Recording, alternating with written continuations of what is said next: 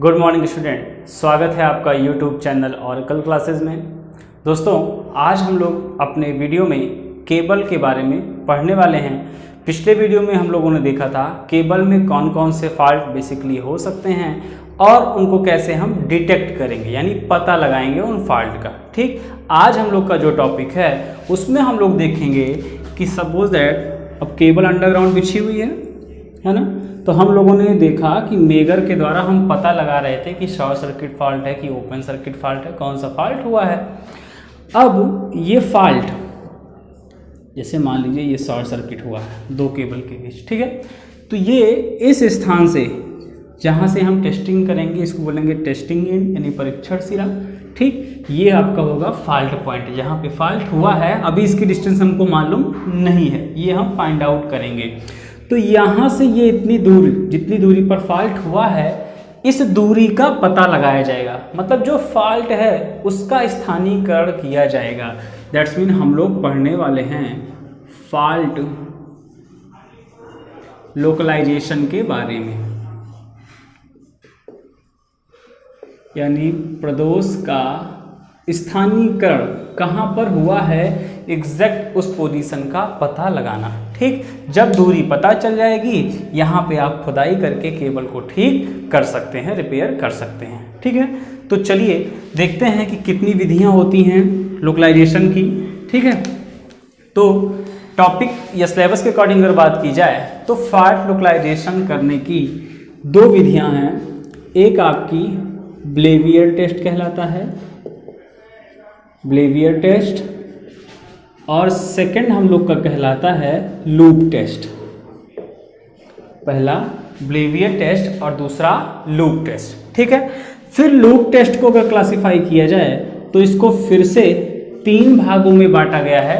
हालांकि सबसे डिस्टेंस जो है सेम ही आएगी, बस मेथड सबका क्या है, अलग अलग है। ठीक है, तो लूप टेस्ट में सबसे पहला जो है वो है मुर्रे लूप टेस्ट। ठीक, मुर्रे, दूसरा है वर्ले और तीसरा है फिशर।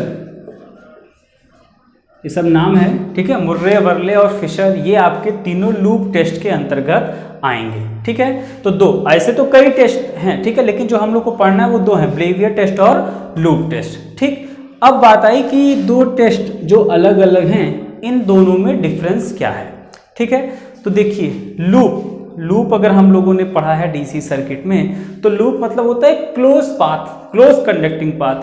अब सपोज दैट ये केबल है, एक केबल है, तो क्या ये लूप का निर्माण कर रही है? नहीं। अगर हमको लूप बनाना पड़ेगा दैट्स मीन एक दूसरी केबल लेनी पड़ेगी और इसको ऐसे ही जोड़ना पड़ेगा। तो ये शील्ड से क्या है, लूप का निर्माण कर रहा है।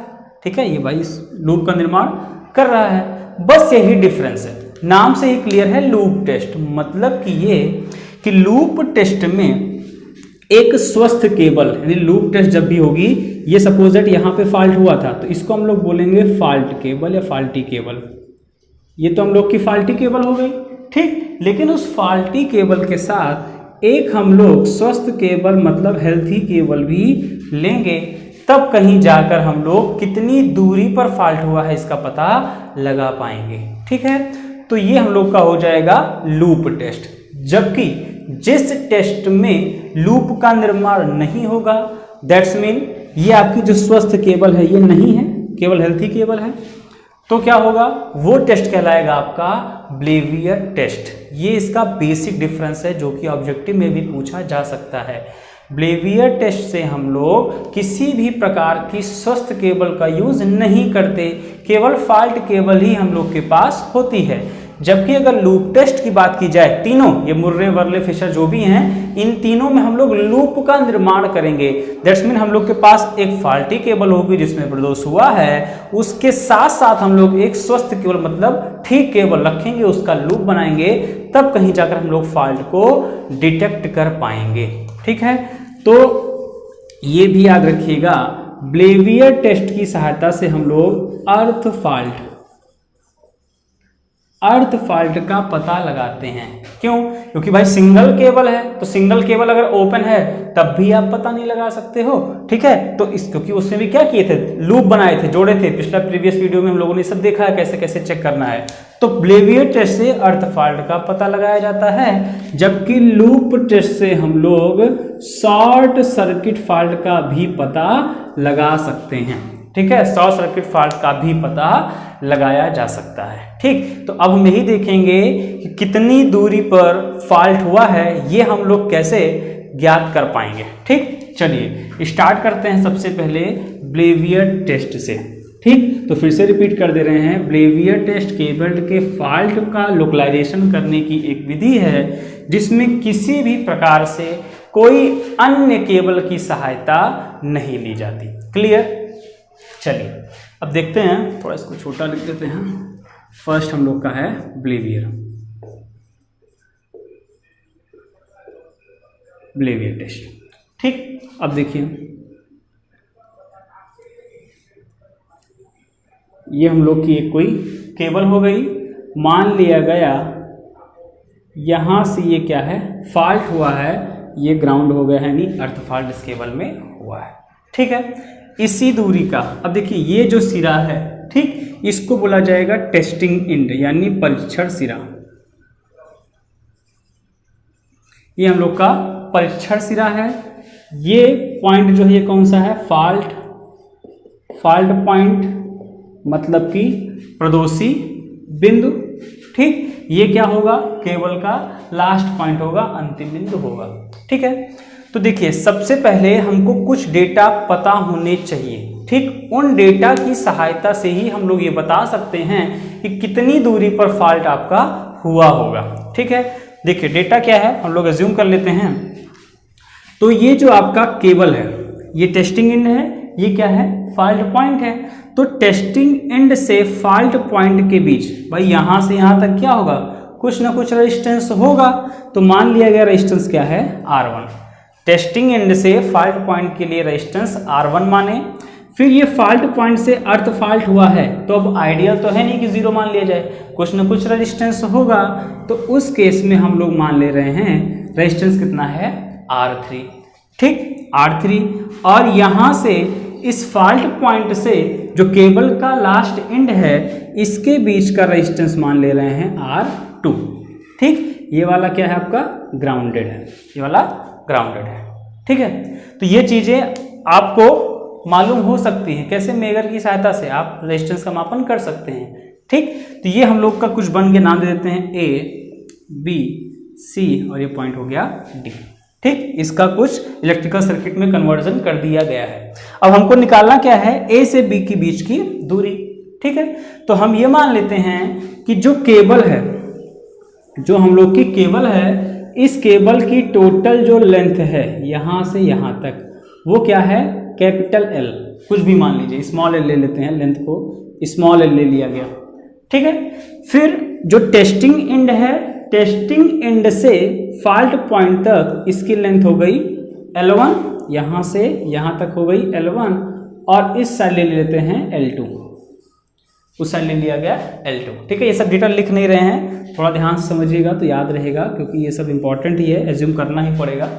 भाई ये टोटल लेंथ कितनी केबल की, L1 फॉल्ट पॉइंट से आपका टेस्टिंग इन तक, फिर फॉल्ट पॉइंट से लास्ट इन तक L2 हो गया, ठीक है। ऐसे ही रेजिस्टेंस मान लिया गया R1 R2, ठीक है। और ये फॉल्ट पॉइंट से अर्थ के बीच का रेजिस्टेंस कितना हो गया, R3। अब हम लोग मानेंगे R, ये R क्या है, केबल्स रेजिस्टेंस, केबल्स रेजिस्टेंस यानी केबल का प्रतिरोध, ये R मान लिया गया। तो भाई इसका पूरा प्रतिरोध कितना माने हो, R माना गया है, ठीक है। यानी हम लोग लिख सकते हैं R बराबर क्या, R1 plus R2, R1 plus R2, clear है, ठीक। चलिए ऐसे हम लोग लिख सकते हैं L बराबर, हम लोग लिख सकते हैं L बराबर क्या होगा, L1 plus L2, L1 plus L2। यहाँ तक क्लियर होना चाहिए, ठीक है। एक कोई केबल थी, अर्थ फॉल्ट हुआ था, तो हम लोगों ने फॉल्ट टेस्टिंग पॉइंट से फॉल्ट पॉइंट के बीच रेजिस्टेंस मान लिया, फिर लास्ट इनका रेजिस्टेंस मान लिया, फॉल्ट पॉइंट से अर्थ के बीच का रेजिस्टेंस मान लिया, लेंथ को डिसाइड कर लिया कि क्या क्या लेंथ होगी। ठीक है, ये सब हमको एक्चुअल डेटा पता होगा। ठीक, जैसे काम कर रहे भाई यहाँ से वहां तक नाप लिए, डिस्टेंस हमको मालूम है। अब हमको डिस्टेंस कौन सी फाइंड आउट करनी है, तो L1 ही फाइंड आउट करनी है। टोटल लेंथ तो पता थी, L1 की वैल्यू जो हमने माना है इसी को फाइंड आउट करना पड़ेगा हमको। ठीक, चलिए कैसे फाइंड आउट करेंगे अब हम लोग ये चेक करते हैं। की बात की जाए तो R बराबर रो L बाई ए, ये सब लोगों ने पढ़ा है। ठीक, तो अगर हम अनुपातीय सूत्र लिखें, भाई हम लोग के पास एक रेजिस्टेंस R1 है, ठीक, एक रेजिस्टेंस कौन सा है R2 है। इसके लिए अगर हम लोग लिखना चाहें, ठीक है, तो क्या लिखेंगे, R2 upon R1 is equal to L2 upon L1। किसी को डाउट नहीं होना चाहिए भाई, R2 R1 बराबर L2 अपॉन L1। ठीक है, रेशियो फार्मूला से है। ठीक है, चलिए अगर हम दोनों साइड, इसके दोनों साइड, इधर साइड भी इधर साइड भी एक एक ऐड कर दें तो क्या मिलेगा, 1 plus R2 upon R1 is equal to 1 plus L2 upon L1। ठीक, सॉल्व कर लेते हैं तो R1 plus R2 upon R1 plus R2 upon R1 is equal to L1 plus L2 upon L1। यहाँ तक क्लियर है। ठीक, ये डेटा हमको कुछ मिला। ठीक है, ये हम लोग कर सकते हैं भाई, रेजिस्टेंस का फार्मूला पता है वहां से, क्योंकि रो की वैल्यू क्या रहेगी, समान रहेगी, केवल वही है तो फिर एरिया भी क्या रहेगा, समान रहेगा, केवल लेंथ चेंज हुई है तो इसलिए लेंथ के रिस्पेक्ट में लिख लिया गया। ठीक, अब देखिए R1 प्लस R2 क्या माना गया है, R माना गया है, R हो गया, यानी केबल का टोटल रेजिस्टेंस अपॉन में R1 is equal to L1 plus L2 total length of cable यानी L हो गया अपॉन क्या, L1। क्लियर, हम लोग को क्या निकालना था, L1 की वैल्यू तो निकालनी थी। ठीक, यहाँ से पक्षांतर कर लेते हैं तो मिलेगा क्या, L1 is equal to R1 R, ठीक, ऊपर बचेगा L। ठीक है, अब अगर यहाँ से और चेंज करें तो मिलेगा क्या, L1 is equal to R1 upon R by L। ये थोड़ा सा समझने वाली चीज है। क्या, R1 क्या है, वो रेजिस्टेंस है जो टेस्टिंग एंड से फॉल्ट पॉइंट के बीच है, टेस्टिंग एंड से फॉल्ट पॉइंट के बीच है, तो ये तो वैल्यू हमको मालूम नहीं होगी। ठीक है भाई, ये शॉर्ट अर्थ फॉल्ट हुआ है, वहां का रेजिस्टेंस कैसे फाइंड आउट कर सकते हैं। ठीक है, उसको फाइंड आउट करने के लिए कुछ दूसरा चीज किया जाएगा, अभी हम लोग देखते हैं क्या। अभी के लिए केवल L1 की जो वैल्यू आई है वो क्या निकल के आई है, टेस्टिंग एंड से फॉल्ट पॉइंट का resistance upon total R upon total L। भाई R टोटल रेजिस्टेंस था, L क्या है, टोटल लेंथ है, यानी पर यूनिट एकांक लंबाई, पर यूनिट लेंथ में जो रेजिस्टेंस आया है वही तो यहाँ लिखा गया है। अब भाई कहा गया कि केवल 100 मीटर लंबी है, इसका पूरा का प्रतिरोध कितना है, 100 ओम है, तो 1 मीटर का प्रतिरोध कितना हो जाएगा, 1 ओम हो जाएगा। वही चीज तो यहाँ पे लिखी गई है, R बाई L। ठीक, यानी हमको तो ये R और L की वैल्यू मालूम है, लेकिन R1 की वैल्यू हम लोग को फाइंड आउट करनी पड़ेगी। ठीक है, R1 की वैल्यू कैसे फाइंड आउट की जाएगी ये हम लोग को देखना पड़ेगा। यहाँ तक का स्क्रीनशॉट ले लीजिए। चलिए आगे बढ़ते हैं, हमको इसी R1 की वैल्यू निकालनी है। ठीक, क्योंकि L1 ज्ञात करना है, R1 अगर मिल जाएगा RL की वैल्यू हमको पता होगी। ठीक है, चलिए देखते हैं कैसे ज्ञात कर सकते हैं। अगर ये जो सर्किट हमको दिख रही है, ठीक है, इस सर्किट में एक बार हम लोग शॉर्ट सर्किट का रेजिस्टेंस निकाल लें, एक बार ओपन सर्किट का रेजिस्टेंस निकाल लें। भाई ये यहाँ से इसको कंप्लीट मान लेते हैं, ऐसे ही ग्राउंडेड है ना। एक बार ये दोनों टर्मिनल क्या है, ओपन ले लेते हैं, ये टर्मिनल क्या है, ओपन है। उस केस में ROC मतलब कि ओपन सर्किट का रेजिस्टेंस क्या निकल के आएगा, तो निकल के आएगा, देखो भाई अब करंट क्या है, ऐसे जाएगी, ये सर्किट ओपन है, इधर तो जाएगी नहीं, यहाँ से घूम के वापस आ जाएगी, तो मिलेगा क्या, R1 प्लस R3, दोनों किस में है, सीरीज में है। ठीक है, फिर सेकेंड थिंग हम लोग क्या करेंगे, इसको शॉर्ट करेंगे, यानी शॉर्ट सर्किट का रेजिस्टेंस निकालेंगे RSC। अब वो देखिए क्या होगा, इसको क्या करना पड़ेगा, शॉर्ट करना पड़ेगा, जैसे क्योंकि शॉर्ट सर्किट का रेजिस्टेंस निकालना है। जैसे हम लोग इसको शॉर्ट किए, क्या चेंज आया, अभी जो R1 R3 सीरीज में था अभी सीरीज में नहीं रह गया। ठीक है। तो क्या करेंगे, हम लोग को ने पढ़ा है जिस टर्मिनल पे निकालना होता है उसके अलग एंड से हम सॉल्व करते हुए आते हैं। यानी R2 R3 पहले पैरेलल में है, फिर R1 के किस में होगा, सीरीज में होगा। तो भाई इसको ऐसे लिखेंगे R1 प्लस R2 पैरेलल है किसके, R3 के, R2 पैरेलल है R3 के, ये हो जाएगा शॉर्ट सर्किट का रेजिस्टेंस। इसको सॉल्व कर लेते हैं तो हम लोग को मिलेगा क्या, RSC यानी शॉर्ट सर्किट का रेजिस्टेंस बराबर R1 plus R2 into R3 upon R2 plus R3। भाई ये पैरेलल में है तो सॉल्व कर लिए, ठीक है, R1 into R2 upon R plus R3 से, ठीक है। तो R2 into R3 1 upon R2 plus 1 upon R3 को सॉल्व किया गया है ये, ठीक है। तो ये हम लोग का निकल के आया शॉर्ट सर्किट का रेजिस्टेंस और ये निकल के आया ओपन सर्किट का रेजिस्टेंस। ये इसलिए बताया जा रहा है क्योंकि हम लोग को मेगर लगाकर केबल को शॉर्ट करके और ओपन करके हम रेजिस्टेंस को फाइंड आउट कर सकते हैं, ठीक है, कितना है, ठीक। या अब एक चीज और समझिएगा, ओपन सर्किट का रेजिस्टेंस जब कुछ नहीं है तो इनफाइनाइट होगा। यहाँ पे क्या भाई, इसके थ्रू तो ओपन है लेकिन ये R3 क्या कर रहा है, उसको पाथ को कंप्लीट कर रहा है, इसलिए R1 R3 कुछ ना कुछ वैल्यू होगी तो मेगर में हम लोग कुछ ना कुछ रीडिंग मिलेगी, ठीक है। ये चीज है, अगर ये केवल ओपन होता, ये भी ना जुड़ा होता तो क्या होता, रीडिंग कितनी मिलती है ओपन सर्किट केस में, तो हम लोग को मिल जाती है इनफाइनाइट, ठीक। ये चीज़ आप समझिएगा, लेकिन R3 के थ्रू ये क्या है, सर्किट को कंप्लीट कर रहा है, इसीलिए ओपन सर्किट का रेजिस्टेंस क्या हो जाएगा, R1 प्लस R3, ठीक। तो R1 की वैल्यू हमको निकालनी थी। तो अगर हम लोग देखें फ्रॉम इक्वेशन नंबर फर्स्ट, इस समीकरण से देखें तो हम लोग लिख सकते हैं R3 is equal to ROC minus R1, ठीक। फिर हम लोगों ने पढ़ा था R is equal to R1 plus R2, ठीक है। ये देखिए R3 हो गया, ये R3 की वैल्यू यहाँ से लिखेंगे R2 is equal to R minus R1, ठीक है, ठीक। क्योंकि हमें करना क्या है, R1 की वैल्यू को फाइंड आउट करना है, तो R2 और R3 क्या कर दिया जाए, रिप्लेस कर दिया जाए। तो अब ये R3 R2 की वैल्यू उठाकर जब इसमें पुट करके सॉल्व करेंगे, हम सॉल्व नहीं कर रहे हैं यहाँ पे, आप अगर सॉल्व करके देखेंगे जो रिजल्ट निकल के आएगा उसकी हम बात करते हैं, ठीक है। उसको आपको स्क्वायर में बनाना भी पड़ेगा दोनों साइड, ठीक, वो आप करेंगे तो मिल जाएगा। देखिए R1 is equal to RSC short circuit का resistance plus minus under root में ROC माइनस RSC इंटू कुल रेजिस्टेंस R माइनस RSC, ये हम लोग को मिलेगी R1 की वैल्यू, ठीक है। कब, जब हम लोग इस RSC वाले समीकरण में R2 R3 की वैल्यू को पुट कर देंगे, ठीक। आप करके चेक कर सकते हैं, ठीक है।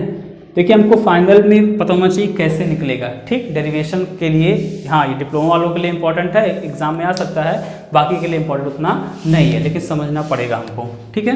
तो देखिए अब हुआ क्या, यहाँ पे प्लस भी दिख रहा है और माइनस भी दिख रहा है, तो कौन सी वैल्यू हमको लेनी ये समझते हैं। देखिए अगर हम प्लस लेते हैं, यहाँ पे अगर प्लस लेंगे तो हमको क्या मिलेगा, R1 बड़ा हो जाएगा किससे, RSC से, क्योंकि RSC में इतनी चीज जुड़ रही है, किसके बराबर हो रही है, R1 के बराबर है, ठीक, जो कि आपका संभव या पॉसिबल नहीं है, ठीक। R1 भैया ये रेजिस्टेंस ज़्यादा नहीं हो सकता है, ठीक है।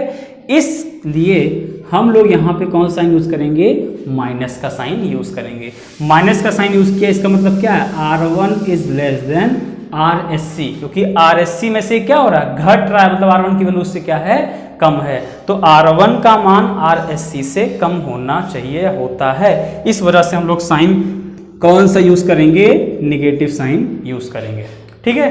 तो आसानी से हमको भाई शॉर्ट करके ओपन करके रेजिस्टेंस की वैल्यू मिल गई। इस फार्मूले में यही हम लोग का R1 की वैल्यू निकल के आई, इस फार्मूले में रखकर R1 की वैल्यू को फाइंड आउट कर लिया गया।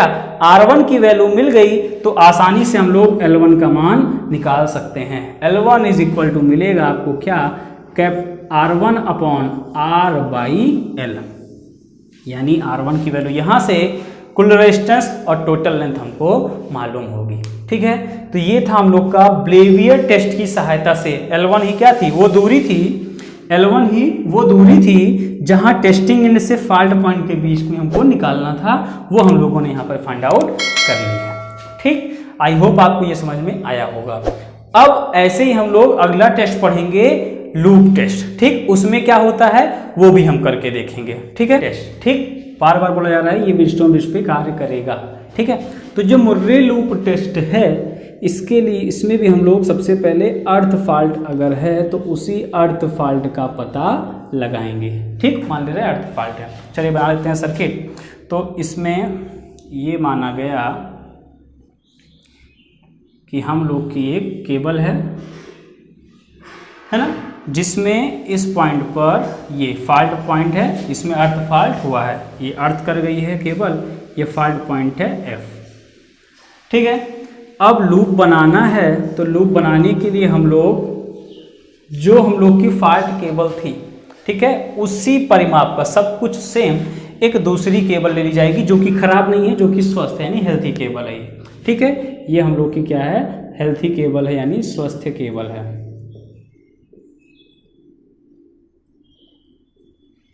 ठीक है, स्वस्थ केबल है। जबकि ये वाली क्या थी हम लोग की, फॉल्टी केबल है, प्रदोष हुआ हुआ है। अब इसमें हम लोग सर्किट बनाने के लिए 2 रेजिस्टेंस लगाएंगे, क्यों? क्योंकि व्हीटस्टोन ब्रिज बनाना है हम लोग को, ध्यान यही रखना है, ठीक है। लूप बनाना है, दोनों केबल को क्या कर देंगे, शॉर्ट कर देंगे, यानी एक लो रेजिस्टेंस के कंडक्टिंग मटेरियल द्वारा, वायर द्वारा दोनों को शॉर्ट कर दिया गया, ठीक है। अब जो ये स्वस्थ केबल है, ठीक, इसका जो हम लोग लेंथ मानेंगे पहले की तरह ही L है, और जो इसका पूरा रेजिस्टेंस कितना है, स्मॉल r। केबल का यहाँ से यहाँ तक पूरा लेंथ कितनी है, L है, और पूरा रेजिस्टेंस कितना है, R। ध्यान रखिएगा फॉल्ट केबल और हेल्थी केबल दोनों का साइज, मटेरियल, सब कुछ क्या रहेगा, सेम रहेगा, ठीक है। चलिए अब 2 रेजिस्टेंस हम लोगों ने लगाया, एक दिया गया P, दूसरा नाम रखा गया Q। P और Q ये दोनों ऐसे रेजिस्टेंस हैं जिसकी वैल्यू हम लोग को पता होगी पहले से ही। इनमें से किसी भी एक को वेरिएबल कर लीजिए, किसी भी एक को वेरिएबल कर लीजिए, ठीक। यहाँ से फॉल्ट पॉइंट तक, टेस्टिंग इंड से फॉल्ट पॉइंट तक का रेजिस्टेंस माना जाएगा कैपिटल X, ठीक। फिर इस हेल्थी केबल के स्टार्टिंग इंड से ये जो फॉल्ट पॉइंट हुआ है यहाँ तक का पूरा रेजिस्टेंस माना जाएगा क्या, कैपिटल R। इसमें यही समझिएगा क्या चीज़ है, क्या PQ ज्ञात प्रतिरोध है, नोन रेजिस्टेंस है जिसकी वैल्यू हम लोग को मालूम होगी, इसमें से एक वेरिएबल है। X फॉल्ट पॉइंट से टेस्टिंग इंड इसके बीच का प्रतिरोध है कैपिटल X, और जो R है ये हेल्थी केबल के स्टार्टिंग इंड से फॉल्ट पॉइंट तक का कुल प्रतिरोध हमको दिया गया है। यहीं पे लगा लीजिए एक गैल्वेनोमीटर, ये हो गया एक गैल्वेनोमीटर, यहाँ पे लगा दीजिए एक बैटरी और ये कर दीजिए इससे कनेक्ट, ठीक। बन गया व्हीटस्टोन ब्रिज भाई, PQRX, PQRX भुजाएं हो गई, बन गया व्हीटस्टोन ब्रिज, ठीक। इसको खींच कर समझ सकते हैं, ठीक है।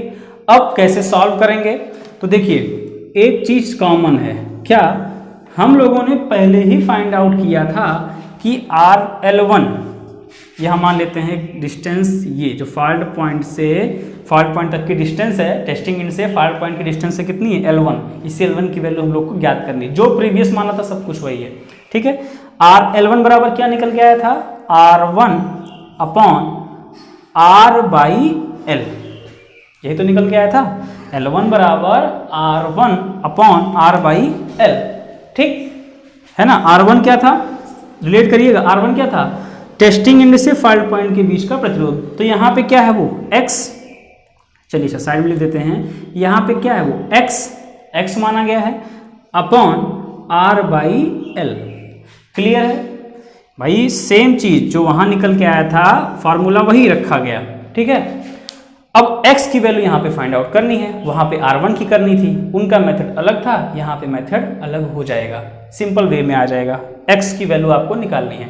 चलिए देख लेते हैं क्या है, ये बन गया व्हीटस्टोन ब्रिज। यहाँ पे इसको वेरी करके हम लोग गैल्वेनोमीटर का पाठ्यांक ले आएंगे 0 पर, तो मानेंगे ये क्या हो गया है, बैलेंस हो चुका है, ठीक। और हम लोग को मालूम है कि व्हीटस्टोन ब्रिज जब बैलेंस कंडीशन में होता है तो क्या होता है, रेशियो उसके क्या होते हैं, बराबर होते हैं भुजाओं के, तो P/Q इज इक्वल टू क्या लिख सकते हैं, R/X, क्लियर है यहाँ तक। चलिए फिर वही काम दोनों साइड में क्या करेंगे, एक एक जोड़ देंगे, तो जब जोड़ेंगे तो क्या मिलेगा, इधर भी एक जोड़ दिए, इधर भी एक जोड़ दिए, तो मिलेगा क्या, P plus Q upon Q is equal to R plus X upon X. Clear. चलिए x की वैल्यू तो निकालनी है, ट्रांसफर कर देते हैं, x इज इक्वल टू इधर भेज दिए, क्या मिलेगा, R plus x into Q, इधर चला गया, नीचे क्या जाएगा, अपॉन में P प्लस क्यू। ठीक। अब थोड़ा सा ध्यान देने वाली बात क्या है, R प्लस एक्स, क्योंकि हमको ज़्यादा क्वांटिटी ऐसी नहीं रखनी इसकी वैल्यू हमको न मालूम हो, हमको सब ज्ञात वैल्यू ही रखनी है, तभी हम निकाल सकते हैं मान उसका x का। ठीक है। P क्यू पहले बोला गया, ज्ञात प्रतिरोध है। अब x भी नहीं ज्ञात है और R भी नहीं ज्ञात है। R ये जो स्वस्थ केबल है उसके स्टार्टिंग एंड से फॉल्ट पॉइंट तक का प्रतिरोध, और x क्या है, फॉल्ट पॉइंट से और टेस्टिंग एंड के बीच का के बीच का प्रतिरोध ही है। ठीक है। चलिए R प्लस एक्स, ये यहां से यहां तक R, यहां से यहां तक R, और ये क्या है, x है। तो अगर आप देखिए तो ये केबल प्लस ये केबल दोनों को अगर जोड़ दिया जाए तो पूरा R प्लस एक्स मिल जाएगा। भाई R यहां से लेके यहां तक है और इतना बढ़ा दो तो क्या मिल गया, x मिल गया। तो अगर दोनों केबल को जोड़ दिया जाए तो उसका R प्लस एक्स वैल्यू मिल जाएगी हमको। फिर ये जो शॉर्ट किया गया है इसका रेजिस्टेंस आप निगलेक्ट मान लीजिए, क्योंकि हम लोगों ने ऐसे मटेरियल से शॉर्ट किया है जिसका रेजिस्टेंस बहुत ही कम है। ठीक, नगण्य मान लेंगे तो इसका रेजिस्टेंस तो एलिमिनेट कर दिया जाएगा। तो अगर R प्लस एक्स की बात की जाए तो R प्लस एक्स वो प्रतिरोध है जो इन दोनों केबलों का कुल प्रतिरोध होगा। ठीक है। तो उसका मान कितना मान रखा आपने, R, स्मॉल r, ये एक केबल का जो स्वस्थ केबल थी उसी का प्रतिरोध था। तो हम लोगों ने पहले डिस्कस किया दोनों केबल का साइज सब कुछ क्या है, बराबर है। अगर इसका प्रतिरोध स्मॉल r है तो फाल्टी केबल का प्रतिरोध भी क्या रहा होगा, स्मॉल r रहा होगा, जब वो स्वस्थ रही होगी तब। ठीक। तो R प्लस एक्स को हम लोग लिख सकते हैं 2R upon P plus Q. हो गई बात। तो Q पता, P की वैल्यू पता, R की वैल्यू पता, आसानी से x का मान निकाल लिया गया, x का मान मिल गया, इसमें पुट कर दीजिए आपको वैल्यू मिल जाएगी। चलिए देख लेते हैं वो भी। तो L1 बराबर अगर लिखना चाहें तो क्या लिखेंगे, x की वैल्यू यानी Q into 2R upon P plus Q, ये तो हो गई x की वैल्यू, अपॉन R अपॉन में क्या हो जाएगा, L1 वाले में x की वैल्यू को केवल पुट किया गया है। ठीक। सॉल्व कर लेते हैं तो क्या मिलेगा, L1 इज इक्वल टू, ये चला जाएगा ऊपर, देखिए 2R into Q into L upon P plus Q into R से R कैंसल। बस यही आपको याद रखना है, L1 is equal to Q into 2L upon P plus Q। ठीक। तो आपको टोटल लेंथ पता होगी, P प्लस Q ज्ञात प्रतिरोध है, आसानी से हम लोग L1 की वैल्यू को फाइंड आउट कर सकते हैं। तो देखिए थोड़ा आसान तरीका रहा ना, हमको ये सब करना नहीं, हमको तो केवल फार्मूला मालूम, इसी पर के निकाल लेंगे वैल्यू, लेकिन डेरिवेशन करना जरूरी था समझने के लिए। तो जो ब्लेवियर टेस्ट था उसमें क्या था, RSC और ROC के बिना हम वैल्यू नहीं निकाल सकते हैं, जबकि जब हम लोग मुर्रे लूप टेस्ट पढ़े तो इसमें PQ जो हम लोग का ज्ञात प्रतिरोध था, केबल की टोटल लेंथ पता हो, उससे हम लोग आसानी से फॉल्ट का लोकलाइजेशन कर सकते हैं। ठीक। ऐसे ही इनका आप शॉर्ट सर्किट टेस्ट भी कर सकते हैं, सेम रीडिंग आएगी, चाहे जो टेस्ट करिए आप, मुर्रे वर्ले सबसे रीडिंग सेम ही निकल कर आती है। तो एक छोटा सा डेरिवेशन था, इसको दिखा दिया गया। ठीक है। चलिए इतना टॉपिक कवर करिए, जल्दी मिलते हैं हम लोग अपने नेक्स्ट वीडियो में। Thanks for watching.